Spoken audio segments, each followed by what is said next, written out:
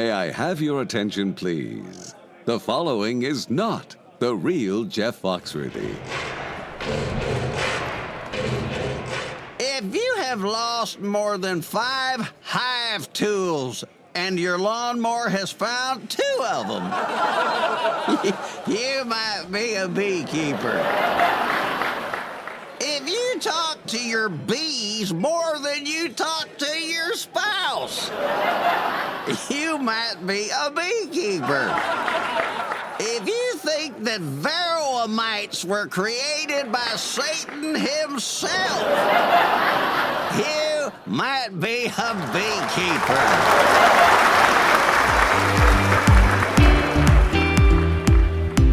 Welcome to Bee Love Beekeeping podcast, presented by our friends at Mann Lake. Special thanks goes out to the not real Jeff Foxworthy for that fun intro. And by the way, Jeff is getting a little thin on ideas for upcoming episodes. So if you can think of fun things that make you a beekeeper, please send them our way. Send to Eric at beelovebeekeeping.com. Now today we're going to have a really interesting interview on kind of a scientific level, but you've been forewarned of that now, about a new treatment for Varroa mites. First, a little bit of news from the beekeeping world, and this really isn't new, but it's in the news right now, and that is some new things about Apitherapy or Bee Venom Therapy or BVT, whatever you want to call it. Now, this is a subject I happen to be really interested in.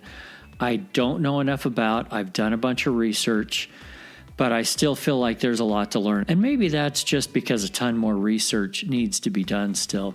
So if you're not familiar with Bee Venom Therapy, let me just read you a little bit of background here. Bee Venom Therapy, also known as apitoxin therapy, is an alternative treatment that uses bee venom to treat various diseases. Bee venom contains substances that may have anti-inflammatory, analgesic, antimicrobial, antiviral, and anti-cancer properties. I read some studies this last year about how bee venom has been successfully tested for breast cancer. There are studies out about Lyme disease, about MS, but I can tell you, and I am not a doctor, and if you go to your doctor, he or she probably knows very, very little about this. So it's really up to you to do your own research, figure out for yourself what you want to do, if anything, on this topic. I have done some of it myself, and I got to tell you, even though I've been stung a lot by bees, the first time you grab one with a tweezer and hold it to a specific spot and ask it to sting you, it is harder to do than you would think. It seems like everything in your human DNA is saying, don't sting, don't sting, don't sting. And then once you do get stung, most people will tell you, for the full benefit of it, you need to leave that stinger in for about 15 minutes until it has finished pumping all of the venom. It actually hurts that whole time. All right, let me get back to what this article is saying. Bee venom therapy is used to treat a variety of conditions, including musculoskeletal diseases such as arthritis, gout, bursitis, tendinitis, lupus, etc., central nervous system diseases such as Parkinson's and Alzheimer's, cancer, I just mentioned breast cancer a minute ago, HIV, chronic Lyme disease, and there are many others. Now, if you're a beekeeper, it's not very hard for you to grab a bee or two and sting yourself. In the winter, it's a little bit more difficult opening up a hive that you don't want to open up in 20-degree weather. And for the average person that is doing bee venom therapy, they have been through some kind of a training course, and they are ordering their bees from beekeepers. So they're getting, and I'm looking here at the average price. Looks like people are buying a box of bees for about $20, and that can have 50 or 60 bees in it. Many people need a box or two a month. Here's something that I didn't know, and that is that there are now stinging influencers. So TikTok, Instagram, etc. There are people out there that are, quote, stingers, and can tell you all about this. So that's one place to look. There are medical journals. There are all kinds of places to look up. There are companies such as Heal Hive and others that will train you on how to do bee venom therapy. Bottom line, again, I'm not a doctor. I'm not giving medical advice. Don't sue me. But there is something to this. There is something to bee venom therapy. Now, if you know an expert out there, I would love to get somebody on the show, have them reach out to me, eric@beelovebeekeeping.com. Now, let's go ahead and change the subject. In today's interview, we're going to be talking with Justin Sanchez from Terra Vera about possibly a breakthrough in Varroa mite treatment. So let's get right to that. I am so happy to welcome to the show today, Justin Sanchez from down in Albuquerque. How are you today, Justin? I'm doing outstanding. How are you doing, Eric? Good. It is good to see you again. Our pre-interview the other day, I enjoyed so much because anything that might help me and other beekeepers get a handle on Varroa, I am all over it. I want to learn about it. I want to tell people about it. And that's everybody. That is what Justin is doing here today. Tell us just very briefly about your company and how you got into this angle with honeybees, because that's not where you started, right? It's not where we started at all. So thank you, and I appreciate the opportunity to talk a little bit about the company. We founded Terra Vera back in 2000. Right about the time that the country shut the economy down due to the global pandemic. But we had been working, and I'd been working in my career for a while on oxidative technologies. And when you think about an oxidant, those are things like chlorine dioxide, bleach, ozone, things that can be useful, but that also have a lot of challenges associated with using them because there can be safety issues associated with them. And they have different unintended consequences as well. And so having worked on oxidative technologies for a long time, we came to a spot where we knew we needed a safer oxidant for any host of reasons. And we sort of stumbled upon some work that had been done in immunology in the past, and we figured out a way to generate the chemistry that now finds itself into both our indoor ag applications as well as beekeeping, a way to generate it electrochemically. And so that's sort of a really fast intro to where we are, where we started. Our initial focus when we started Terra Vera was on indoor agriculture. We were looking to help solve plant diseases, yeasts, molds, powdery mildews, that type of stuff on indoor agriculture, as well as some outdoor agricultural plants, with a really safe alternative. Our blends use only food grade salts, amino acids, and sugars. We take them, we blend them together, we activate them, and we convert them into an oxidant for a short amount of time. All oxidants try to steal electrons from the environment, and so that's how they work on pests such as yeast, molds, powdery mildews. We had customers reporting back though that it was working on spider mites in some of their indoor grows, which, to be honest, at the beginning I didn't necessarily believe when they first reported back. And after we did some lab studies, we found out it was really effective on some softer body pests such as spider mites, aphids, and then it took us only a fraction of a second to find a lot of pull in apiculture for helping deal with what's a really transformative issue. Okay. Before we get too scientific or too far down the road, let's back up just a little bit. We had a recent episode with the people from Dallin talking about the bee vaccine. Today we're talking about a completely different thing. This is not a bee vaccine. This is something that specifically is for controlling Varroa, and there's a nutritional factor as well. So you just mentioned that oxygenate, is that the proper term? It's an oxidant. Oxidant. Okay. Please tell us what that means in English for those of us that don't have a science degree. Sure. Oxidant is a broad category of chemicals. Common examples that folks usually are aware of are like hydrogen peroxide or bleach. The challenge with hydrogen peroxide and bleach and some of those other oxidants is they're extremely reactive.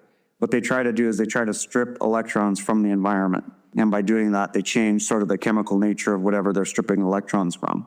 And sorry, you have the nerdy technical guy, so I always have a tendency to take it that direction. I'll keep reining you back in. But that's sort of how they work. This oxidant, if you looked at it in comparison to how strong the oxidant is, this is a fraction of the strength of hydrogen peroxide or bleach, but it has just enough oxidative potential to be able to interact with some of these organics, like a powdery mildew, like a Varroa mite, and activate it and not have negative effects on the bees or the humans or the honey or other things that might be present in the hive. Okay, you've mentioned the word bleach a few times. Are you recommending I stick bleach in my hive? Because I don't want to do that. I'm not recommending you stick bleach in your hive. Thank you. Yeah, absolutely. Again, it's like saying that, water and alcohol are both liquids, right? It's the same thing as saying bleach and our product are oxidants. They're very different, even though they fall into the same class of compounds. I just didn't want to scare people away from this at all. No. Not at all. One of the things that I love about this, and we're going to get into this in a minute, is how safe it seems, at least from what I know so far. Because most of us beekeepers, we don't want to put chemicals into our hives. We don't want to treat bees with some foreign thing to kill a bee that's on another, a bug that's on another bug, because that hurts the bug that we like the most also. And that's what got me excited about this, because it seems much safer than a lot of the treatments out there. And, I don't want to get any phone calls from those companies, please. We're not making comparisons yet, but this gets me kind of excited. Let's talk about how you're going to deliver this oxidant to the bees. And then we'll talk about Varroa a little bit more and how it affects them. So how do you deliver this? Sure. So what we have is we have an apparatus that sits on top of a hive. It's a fogging apparatus, and it's also an activator apparatus. So what we do is you open up a hive, you set this on top of your hive, and you pour in a blend of food-grade salts and amino acids. Again, these are all things that you can consume. These are things that you could buy. You could buy at a local GNC or on Amazon that are labeled for human consumption. Every single one of them. So you would pour those into the reactor. You hit a button, and the reactor converts that weak amino acid solution into a weak oxidant solution. That oxidant solution doesn't last very long. By the time it dries, it goes back into the amino acids that it started with. And so you activate it. It then is fogged into the hive. We have a disc with 12 piezoelectric actuators that make a very fine mist, and then fans that recirculate that through the hive to be able to get into all the nooks and crannies. It's a contact thing, so that the mites that come into contact with it, they tend to expire very quickly on the order of minutes. And then as both the oxygen is consumed as well as it dries up, it goes right back into being food-grade salts and amino acids that the bees can use. The other thing is most of our blends for bee solutions actually don't actually have salts. They have a sugar. I keep saying salts. I mean sugars. That's a carryover from our indoor ag stuff. We've replaced the salts with the sugar, so the bees do get, for our nutrient blend, they get a carbohydrate boost associated with when they groom, they consume some of it. We've seen them consume it directly in the hives. We've actually run some studies where we fed bees it, and they've done quite well. We've done cage studies. We've partnered with some leading researchers to do that type of work to make sure we're not having negative effects on queens, negative effects on bees or larva pupa or eggs. The bees do quite well with it. When I use an oxalic acid vaporizer on my hive, that's supposed to be something that's, quote, safe for bees. Yet the instructions are to wear protective eyewear, to wear a big respirator, because you don't want to breathe that stuff. It's going to hurt your lungs. And my brain's going, if that's going to hurt me, it can't be good for the bees. How is this different? Or do I need that protective equipment when I use your machine also? You don't have to have any protective equipment beyond what you need for protecting yourself from the bees. So, just your standard bee suit. Again, we've treated now well over 1,000 hives doing some of our pilot work and getting spun up to bring this to the market. I spent this entire summer, or at least half this entire summer, in a bee suit. It was a lot of fun. Had a ton of great experiences. It's new to me.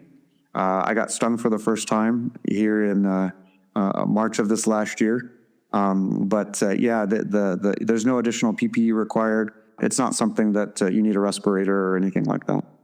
I've seen the videos on your website. You showed me another one as well. Basically, this looks like, if I can help people imagine it, take the lid off a hive, put on this, it almost looks like an umbrella kind of thing, put the formula in, and it turns it into fog, and you can actually see it coming out the entrance in the bottom. You can. Right? And that's how you know it's getting everywhere in the hive. How long do you need to leave that on the hive and running? That's a great question. So our current product, the product that we're looking to launch, is geared more towards hobbyists and sideliners.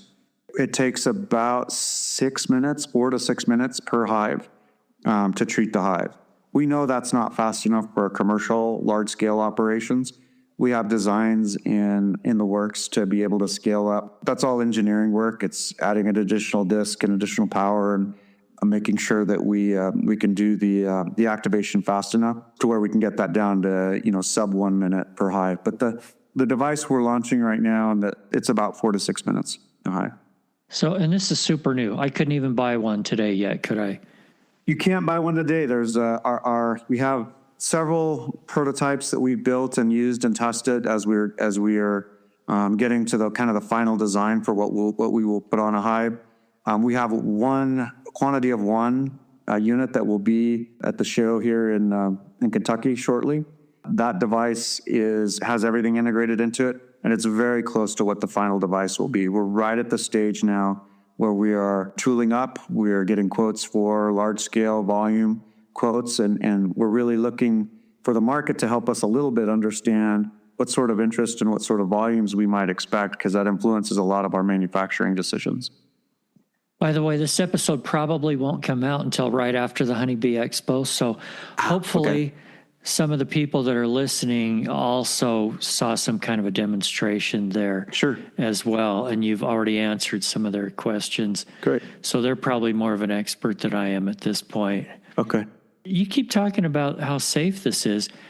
Can I use this with honey supers on? Yes. Yes is the short answer. Yes is the short answer. It's not going to affect my honey in any way, shape, or form. No, and in fact, one of the questions that we had was because the chemistry, you can taste it. It actually tastes a little bit like a Sour Patch Kid candy. So we were concerned actually that it might have a taste issue or might change some of the taste of the honey.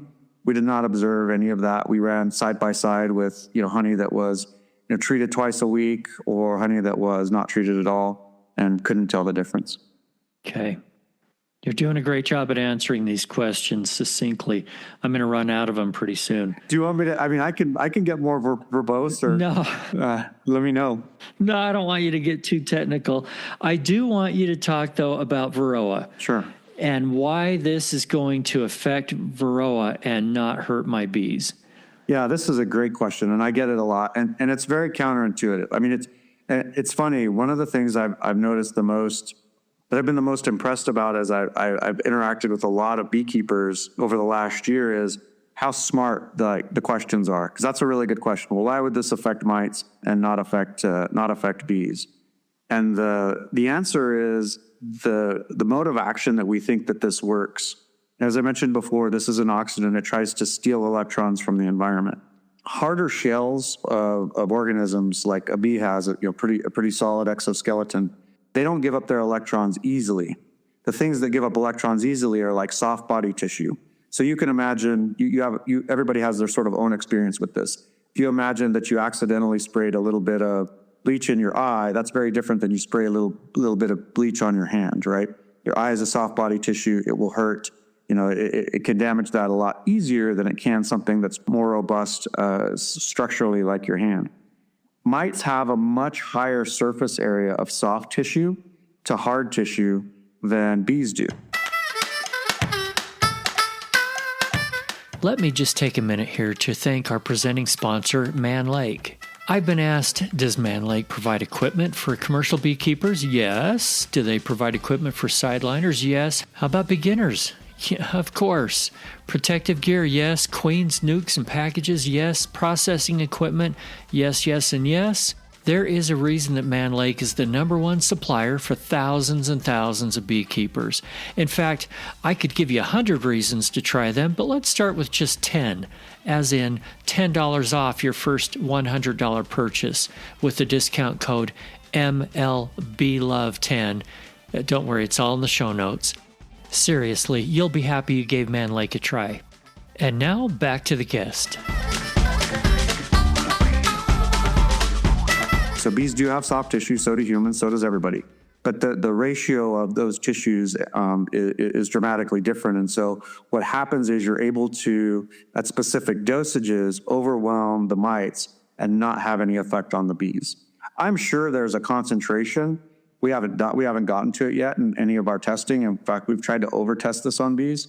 I'm sure there's a concentration of active chemistry that it would have a negative effect on bees. I'm sure there was, if you took it up to 20%, and again, we're dealing with the 0.05% range that we have active chemistry.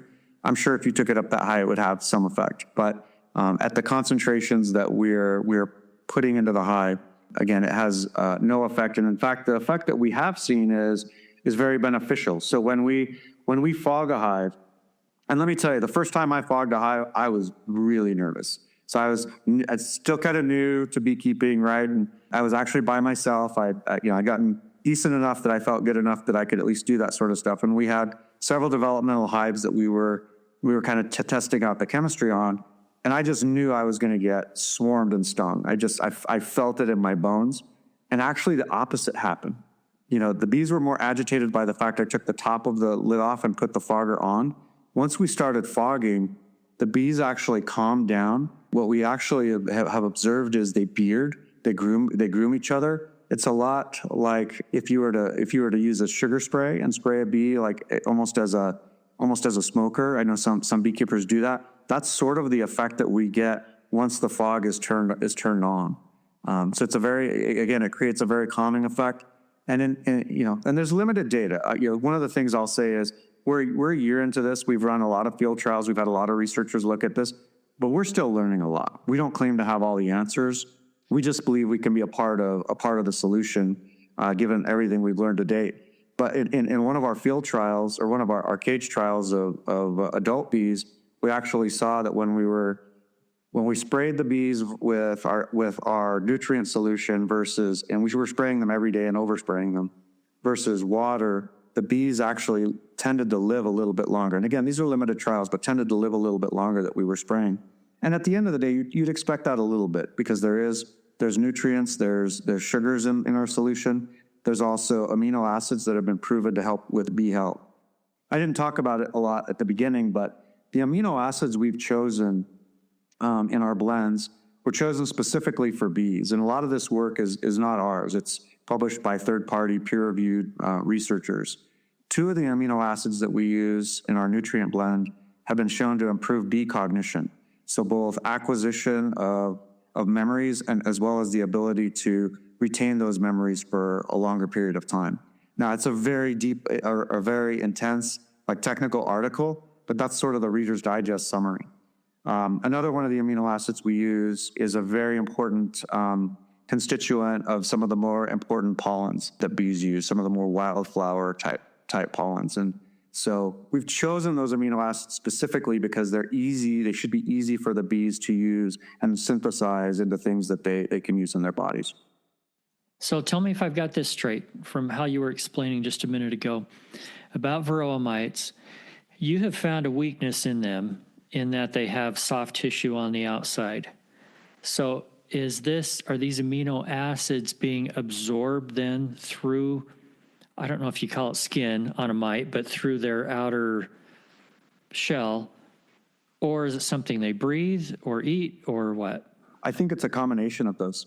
I think it's a combination of they breathe it, they get it on their skin. To inactivate them, I think it's a series of those things. I think it gets on their foot pads. That's sort of a phenomenon as well. I think it's all of those. in combination. I know you haven't done a ton of research yet, but give me some idea of Hive A, for example, if they had 5% mite load and then you treated them with this fogger and then a day or two later you tested them again, can you give me an idea of the difference that you saw, the results? Sure. I'll answer the question in a slightly different way, maybe, and you can bring it back to what you're talking about, and make sure I answer the question that you're asking. The most in-depth field trial that we did was sort of towards the end of the season here in New Mexico. There was a limited number of hives, 12 hives, and we ran it over the course of about 6 weeks. And we did a lot of analysis on pre and post fogging, what mite counts did over time. We did full hive breakdowns and, looked at adult bee populations and hive weight and all that sort of stuff. And the key conclusion out of that was as follows. We didn't treat some hives, we treated other hives. The survivability over that period of time, and all of the hives started with about a 4 to 5%, sometimes a little bit higher mite load. So they were on the kind of borderline range. All of the hives kind of had that when we started. The hives we treated had a 4 times higher survivability rate than the hives we didn't. We had several hives, and again, not a ton of hives. So this is not statistically significant, I'll tell you that right now. But also very encouraging. The hives that we did not treat, we had several of them just collapse. The hives we did treat, they seemed healthier, they did better over time. Now, you talk specifically about mite counts. We were testing smaller hives, so we didn't do a ton of alcohol washes on those hives. We did an alcohol wash about once a week. And so we did see the hives that we treated, they tended to bounce around a little bit, and towards the end of the study, they were all headed down. A lot of the reason for that is, and this is a question I'm sure was about to come up, our chemistry does not get underneath the capped brood. When we would treat a hive, all the adult bees that had mites on them, we would get rid of those, but then we had to wait for the emergence of what was already under the capped brood to be able to treat those again. So we treated once or twice a week for 4 weeks to try to get the population under control of mites. The most direct measurements that we did pre and post were sticky boards, mic drop sticky boards. So we would put a sticky board in 24 hours prior to treatment. We would take that out. We would put another sticky board in, treat, and then take that sticky board out 24 hours after treatment. And we typically saw between a 6 to 8x increase in mites post-treatment as opposed to mites pre-treatment. We think we can do a little better than that. We're still optimizing the final parts of the device. We've made some changes since then. We played around a little bit, so we're a little bit stuck because here where we're based in New Mexico, we can't do treatments through the winter, and so we've gotten to that point. We still think there's a little ways to go, but we were very encouraged by that. A couple other things we saw over that field trial is, for whatever reason, the hives that we treated seemed to show increased propolis. There was a lot more propolis in the hives. They were sort of stickier inside of the hive. We saw better populations in general, and we also saw better attitudes. The bee aggression seemed to either stay calm throughout the trial or got better throughout the trial. I'm trying to take a guess in my own mind why there would be more propolis inside the hive. Do you have any theories on that? I do not. Huh. I really don't. It was an observation. I mean, we know how good propolis is for the bees. And so, wow, that's really weird. It was an observation. We were working with, thank goodness, his name is Craig Norlander, a beekeeper here in New Mexico. Incredible. I mean, he was the former president of the New Mexico Beekeepers Association. Really, really experienced guy. Thank God we had him. He was the one who noticed it. And then when we actually started paying attention to it, it was very clear. I find that fascinating, and I don't know why it's happening. So I assume this would work on other mites too, if we start getting overrun with trophy mites one of these days. Yeah. So I'd mentioned we've worked with some of the leading researchers in the field. We were able to get Dr. Ramsey out of Colorado to take one of our systems, and it's actually one of the systems we had developed for indoor agriculture with some of our bee blend, and test it against trophy mites in India, and it's actually exceptionally effective on those mites. On contact, we have some videos of that that are on our website. They'll stop moving within a matter of seconds upon exposure to our chemistry.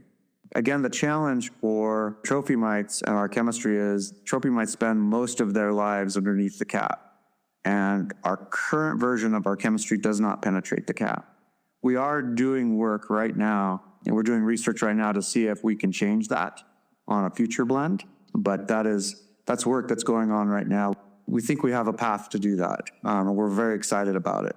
But that won't be for another year or so. Well, hopefully you'll have me on one of these days to talk about that and how that works. That'll be fun.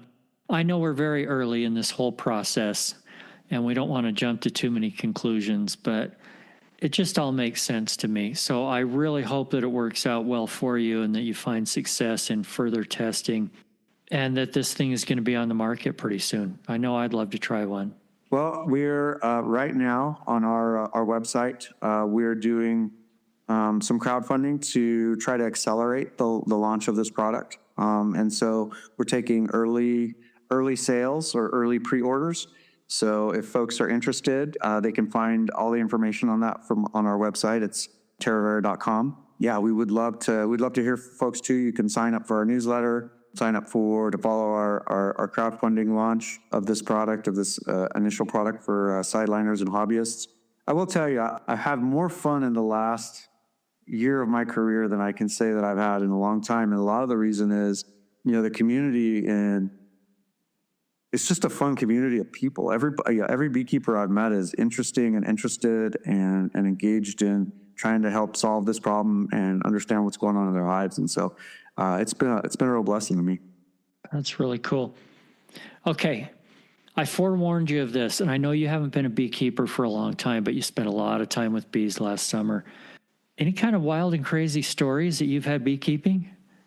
Yeah, so thanks for giving me a little bit of a heads up, because you gave me a chance to kind of crystallize some thoughts on it. I had not been stung ever in my life. I'm 48 years old. I've never been stung my entire life by a bee. Obviously, if you're going to get into hives and kind of mess with them, you're going to get stung. That's just the way that it's going to go. So I got stung for the first time this last March. Thank goodness I'm not allergic at all, really. But, when we were doing the field trial, we were really getting in the hives, and we were photographing every frame, front and back of each frame, doing alcohol washes, doing measurements of, the percentage of brood that's capped versus uncapped. I mean, really in-depth hive analysis. And we had one hive, and I never knew this before this year. We had one hive that just was different. It just had a different attitude. The bees were aggressive. They were grumpy. Every time you open the hive, they'd come after you.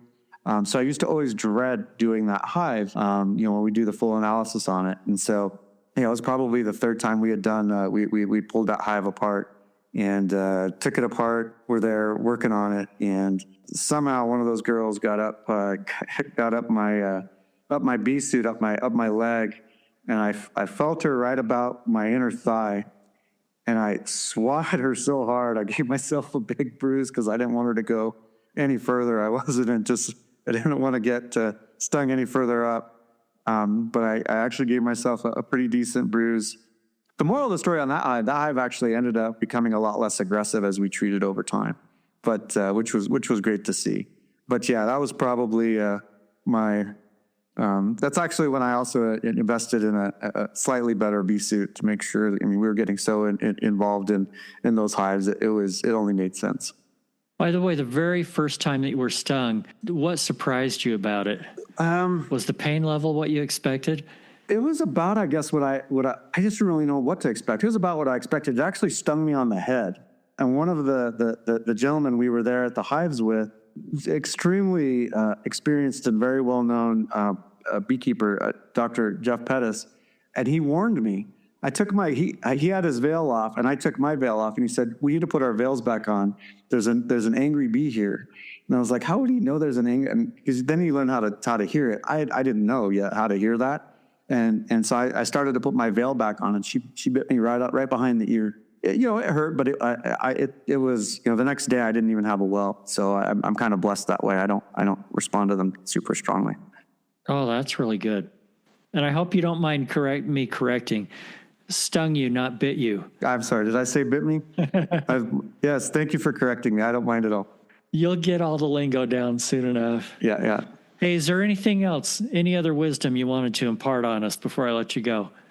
One of the things, Eric, that we struggle with a lot is it just doesn't sound believable. It's one of the big challenges that we have. And we get it in this market with beekeepers and spades. It just doesn't sound believable.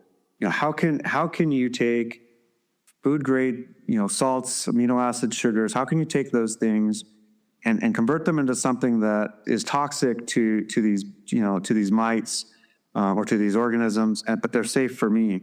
And I like to answer that question two ways. The first way is your body, your immune system actually generates this exact chemistry or very, very close to it. And your body uses what it has. It uses amino acids, it uses proteins, it uses salts, it uses sugars. And it makes chemistries, and it actually makes this exact chemistry in the presence of invading microorganisms to inactivate it. And then what it goes back into, we really stole the reaction kinetics. We stole all that from the human immune system. So we just generate the chemistry differently. We don't generate it cellularly. We generate it with electrochemistry. But it is essentially the exact same chemistry. The other way, and this is kind of the trade show thing that I've done a couple of times. In one of our indoor ag trade shows, we actually took a bunch of plants that were infested with aphids. And aphids have a ton of soft body tissue. They're extremely susceptible to our chemistry. And so what I would do is I would make up the chemistry, I would activate it in front of a grower, had a microscope with the microscope image projected up on a big screen. And I would take the aphids and I would put them, I basically put them on a petri dish. You could see them on the big screen.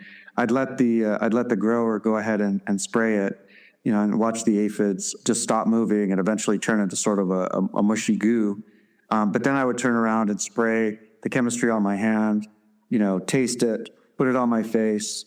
And, if you think about it, right, we are, as humans, we're used to pesticides or things that do, inactivate microorganisms. We look at them as, well, gosh, if that's really dangerous, I can't do that. And that's a good instinct to have. And that's why it's hard to believe sometimes, because this chemistry really has the best of both worlds. It can inactivate those microorganisms, but it can be perfectly safe for you. That is unusual, and it is hard to believe until you understand some of the science behind it, like you've explained. To me, it makes sense. Again, I find it a real blessing to be in this market, and I'm looking forward to meeting a lot of new beekeepers and helping to make a difference. Great. Justin Sanchez, thanks so much for being on with me today. Awesome. Thank you, Eric. Thank you so much for joining us here on Bee Love Beekeeping, presented by Mann Lake. Please, right now, before you forget, hit that follow or subscribe button and be sure to share this podcast with a friend. Remember, if you're not just in it for the honey or the money, you're in it for the love. See you next week.